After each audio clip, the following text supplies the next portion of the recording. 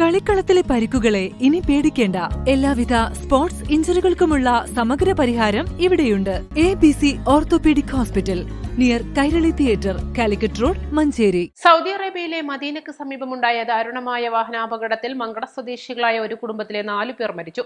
കുടുംബനാഥൻ, ഉമ്മ, ഭാര്യ, മകനാണ് മരിച്ചത്. മങ്കട വെള്ളില സ്വദേശി നടുവത്ത് കളത്തിൽ അബ്ദുൽ ജലീൽ, ഭാര്യ തസ്ന തേടങ്ങൽ, മകൻ ആദിൽ, ജലീലിന്റെ മാതാവ് മൈമൂനത്ത് കാക്കെങ്ങൽ എന്നിവരാണ് മരിച്ചത്.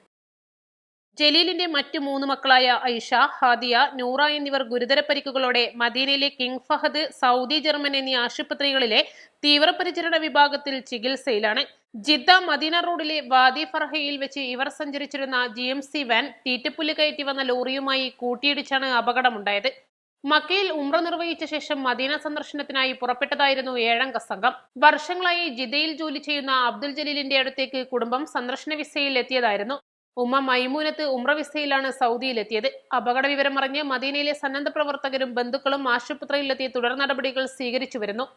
East live, Manjeri.